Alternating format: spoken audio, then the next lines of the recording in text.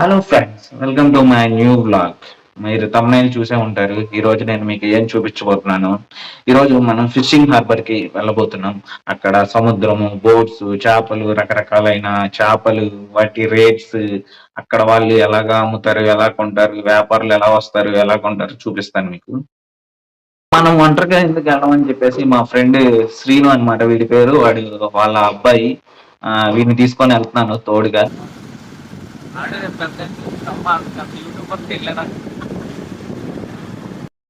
ఇది చూసి అప్పుడే మనం ఫిషింగ్ హార్బర్ కి వచ్చేసాం అనుకుంటున్నారా? కాదు, ఇది మన గాదిరాజ్ ప్యాలెస్ దగ్గరలో ఉంటది. ఎదురుగా చేపల మార్కెట్ ఉంటది, స్మాల్ ది. చూడండి ఎంత జనాలు ఉన్నారు, చాలా జనాలు ఉన్నారు. ఆల్మోస్ట్ ఇది ఫిషింగ్ హార్బర్ ఉన్నంత జనాలు ఉన్నారు. హార్బర్ దగ్గరికి వచ్చేసాము. మనం ఇప్పుడు ఆర్కే బీచ్ లో ఉన్నాము.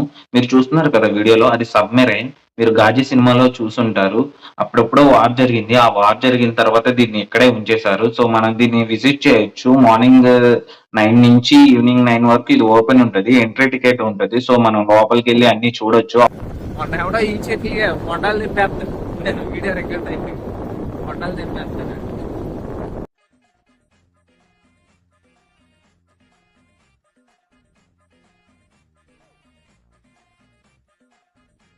ఒక పక్కన ఆర్కే బీచ్ లో సముద్రం ముందుకు వచ్చేస్తుందని అందరూ భయపడుతుంటారు. వీడు ఎవడో బొండాల మీద కాన్సన్ట్రేషన్ చేశాడు, బొండాలు మొత్తం తెంపుకొని పోయాడు.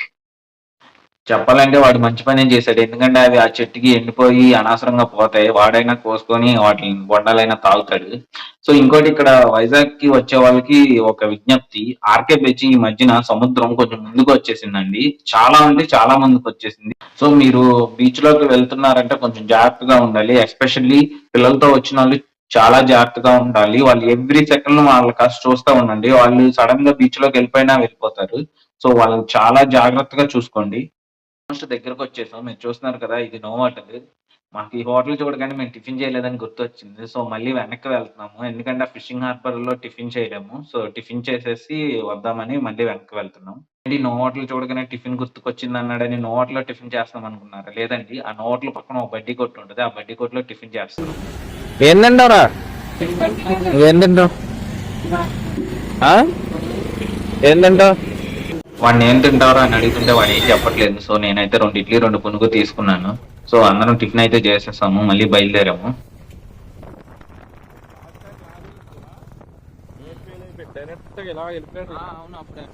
ఇక్కడే కదా యాక్సిడెంట్ అయింది. ఇలా వెళ్ళిపోయాడు, కిందకి వెళ్ళిపోయాడు.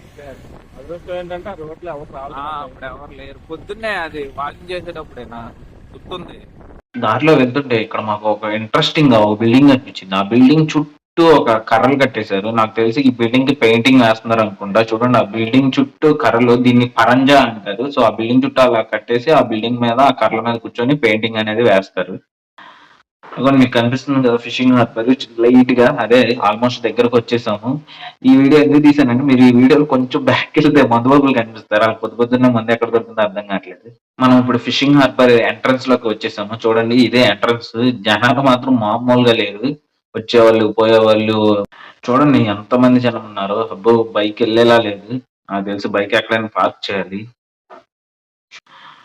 మా ఎదురుగా కొంతమంది లేడీస్ వస్తున్నారు, చూసారా? వాళ్ళు చూడండి గుట్టలతో చేపలు కొనేసి తీసుకెళ్తున్నారు. వీళ్ళు ఏం చేస్తారంటే వీధి వీధిలా వెళ్ళి అమ్మేస్తారు. అంటే ఇక్కడ హోల్సేల్ గా కొనేసి వీళ్ళు వీధుల్లోకి వెళ్ళి కొంచెం రేట్ పెంచేసి రిటైల్ గా అమ్మేస్తారు.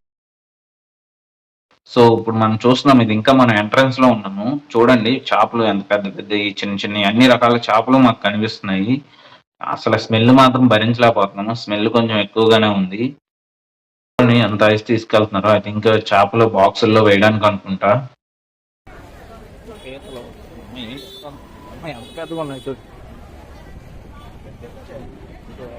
లోపల కనిపిస్తుంది. ఎంట్రన్స్ లోనే ఇలా ఉన్నాయండి. లోపల ఎంత పెద్దది అంటారు. రికార్డ్ అవుతుంది ఇక్కడ. వీళ్ళేంటి ఇల్లేండి రా, ఇది ఫిష్ మార్కెట్ అనుకుంటున్నారా, ప్రైవేట్ పార్క్ అనుకుంటున్నారా? సర్లే, మనకెందుకులే. మన వీడియో మీద, చేపల మీద కాన్సన్ట్రేషన్ చేద్దాం. పాపం మా ఊడి చేపల రేట్లు కనుక్కుందామని చాలా ట్రై చేస్తున్నాడు, కానీ ఎవరు రేట్లు చెప్పట్లేదు. మా మొహాలు చూస్తే కొనే మొహాల్లో లేవా ఏంటో వాళ్ళకి.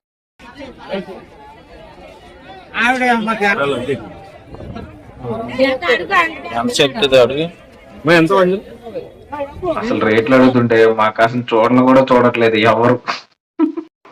ఇప్పుడు వరకు నేను చూసిన చేపల్లో ఇవే కొంచెం తక్కువ రేటు. ఇవి అంట ఈ చేప పేరు ఎల్లో టూనో అంట. ఒకటి వచ్చేసి 400 అంట. బానే ఉన్నాయి కానీ మేము తీసుకోలేదు, వెళ్ళిపోయాము.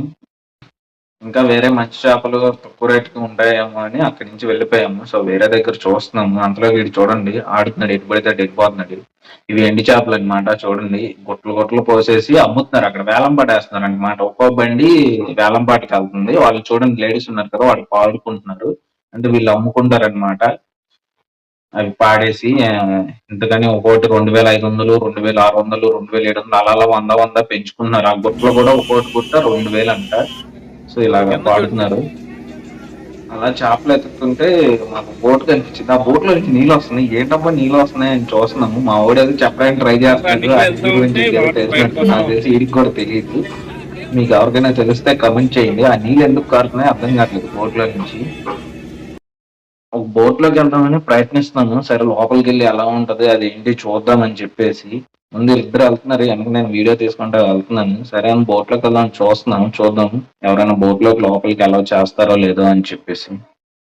మనల్ని అయితే లోపలికి పంపించనన్నారు. సో మర్యాదగా మింగేమన్నారు. సో మనం వెనక్కి వచ్చేసాము. సో ఇక్కడ మనకు ఒకటి కనిపిస్తుంది చూసారా, ఎవ్రీ బోట్ మీద ఇండియన్ ఫ్లాగ్ కనిపిస్తుంది. ఇది ఎందుకంటే బోర్డర్స్ దగ్గర మన ఇది ఇండియన్ బోర్డ్ అని తెలియడానికంట. అవతలకి వెళ్ళేటప్పుడు బోట్ లోపలికి వెళ్ళలేకపోయాం కాబట్టి మన సీను గారు ఇక్కడ నుంచే బోట్ లో ఏం జరుగుతుందో వివరిస్తున్నారు. మీరు కూడా చేపలన్నీ కింద దిగి పైనుంచి ఇస్తా ఉంటారు. ఒక్కొక్కడు ఒక్కొక్క బాక్స్ లో సర్దుతా ఉంటారు. రూమ్ లో లోపల వేసి ఐస్ అంతా ఒక దగ్గర వేసుకుంటారు.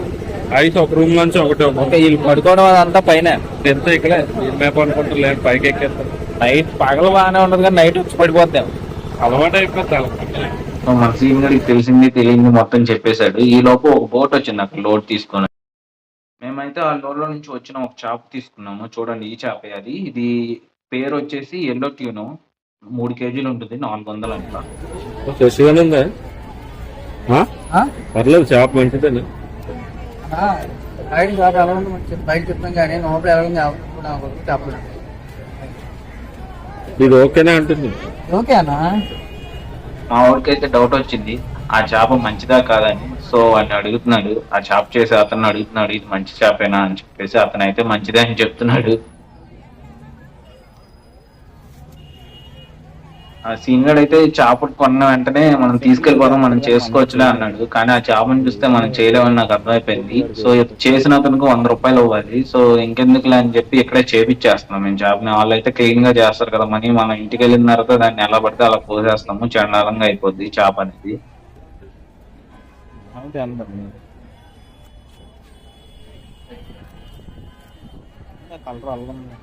రెడ్ బాగానే ఉంది కదా. కలర్ రెండు మారిపోయిందని మచ్చ వస్తుంది. అది మా వాడికైతే ఇంకా నమ్మకం కుదరట్లా అది మంచి చేప కాదా అని చెప్పేసి. ఎందుకంటే లోపల రెడ్ కలర్ ఒకటి, లైట్ పింక్ కలర్ ఒకటి, అలా 2 ఉన్నాయి. ఏంటబ్బా 2 కలర్లు ఉన్నాయి, పాడైపోయిందా ఏమని అనుకున్నాం మేము ఫస్ట్. కానీ అలాగే ఉంటదంట చేప వచ్చేసి, అతను చెప్తున్నారు. సో వీడికి ఇంకా అయితే అనుమానం అయితే తగ్గట్లేదు అది మంచి చేప కాదా అని చెప్పేసి. వండుకున్న తర్వాత తినిన తర్వాత తెలుస్తుంది. మొక్కలు మాత్రం చాలా నీట్ గా ఉన్నాయి, బాగున్నాయి చూడడానికి. కానీ వండుకున్న తర్వాత ఎలా ఉంటుందో చూడాలి. సో ఈ లోపు మనోడు మాకు లెక్చర్ ఇస్తున్నాడు అనమాట. అన్నా బాగుంటదన్నా దీని చేప చూడవసరం లేదు ఇంకా అంటున్నాడు. కెమెరా దాంట్లో ఇప్పుడు కెమెరా కాల్ పెట్టాను, ముక్క రెడీ చేసాను నువ్వు. అంత రెడ్డ ముక్క ఏ చేపకి రావద్దు అలాగా. చెప్పంత కాదు, మనం కెమెరా క్వాలిటీ పెట్టే ఏ కలర్ మనసు బుద్ధే మనసు వస్తుంది. అది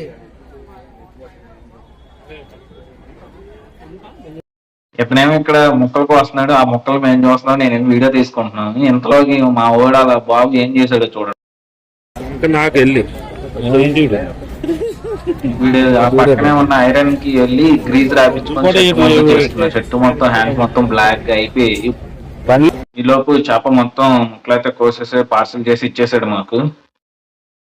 బండి చాలా దూరంలో ఉందని చెప్పేసి వాళ్ళ నాన్న బండి తీసుకురావడానికి వెళ్ళాడు. వీడి నేను ఇక్కడ వెయిట్ చేస్తున్నాము వాళ్ళ నాన్న కోసం.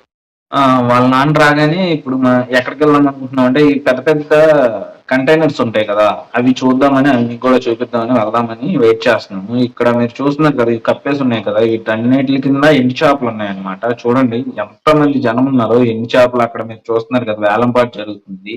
నేను ఇక్కడికి వచ్చిన తర్వాత నాకు ఒకటైతే అర్థమైంది, ఇది జస్ట్ ఫిషింగ్ హార్బర్ కాదు, ఇది ఎంతో మందికి జీవన ఆధారం. చాలా మంది ఈ ఫిషింగ్ హార్బర్ మీద బతుకుతున్నారండి. మావాడైతే బండి తీసుకొని వస్తాడు. సో ఇప్పుడు మేము లోపలికి వెళ్తున్నాం, మా కంటైనర్స్ అవన్నీ చూపిద్దామని చెప్పేసి. చూద్దాం ఎలా ఉంటుందో లోపల.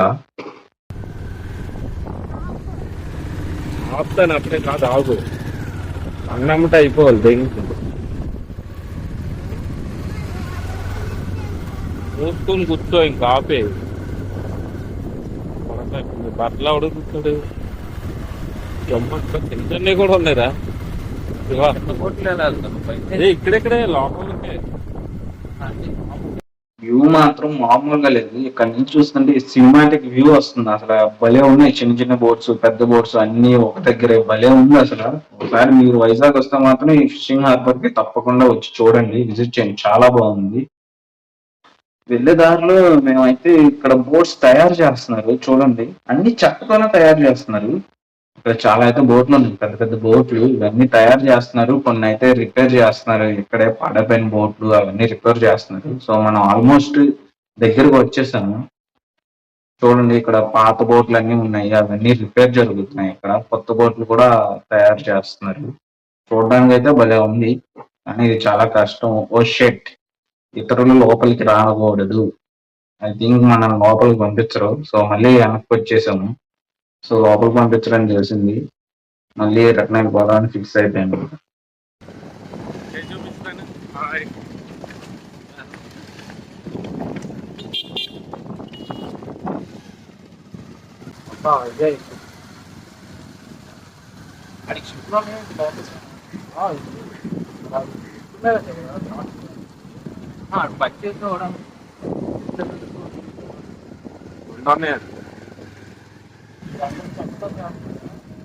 అది అది ఫైబర్తో చేయించాడు. మేమైతే ఇంకా రిటర్న్ అయిపోయాము. ఆల్మోస్ట్ ఎగ్జిట్ గేట్ దగ్గరకు వచ్చేసాము. రిటర్న్ వెళ్ళిపోతుంటే వీడికి రొయ్యలు కనిపించాయి. సరే రొయ్యలు తీసుకుంటా అని చెప్పేశాడు. కేజీ రొయ్యలు వచ్చేసి 400 అంట. సో కేజీ తీసుకున్నాడు వీడు. మమ్మీ ఇక్కడ కూడా యూట్యూబ్ ఛానల్లో చూసాం. చేప కూర ఉప్పు వైట్ రైస్ ఎక్కడ తినేసారు తెలుసా? నేను మీ బావా ఏంటిది చేపల కూరని వైట్ రైస్ ఇక్కడ అదో ఇక్కడ అదో తినేస్తున్నారు కూడా, పార్సల్ పట్టుకెళ్తున్నారు. సో ఇక్కడే మనకి ఇంకో ఆప్షన్ కూడా అవైలబుల్ లో ఉంది. మనకి ఏదైనా చేపల కూర కావాలంటే ఇక్కడే రైస్, ఆ చేపల కూర ఇక్కడే మామూలుగా అమ్మేస్తున్నారు వాళ్ళు. ఇక్కడే మనం తినొచ్చు, పార్సల్స్ కూడా తీసుకెళ్ళొచ్చు. మీలో ఎవరైనా ఈసారి ఫిషింగ్ హార్బర్ కి వచ్చినప్పుడు ఒకసారి ట్రై చేయండి. ఆల్రెడీ ఎవరైనా ట్రై చేసిన వాళ్ళు ఉంటే ఎలా ఉందో కింద కామెంట్ చేయండి. So that's it, fishing harbour అయిపోయింది, మనం ఎగ్జిట్ గేట్ దాటి వెళ్ళిపోతున్నాము. సో మళ్ళీ కలుద్దాం ఇంకొక కొత్త వీడియోతో. Bye all.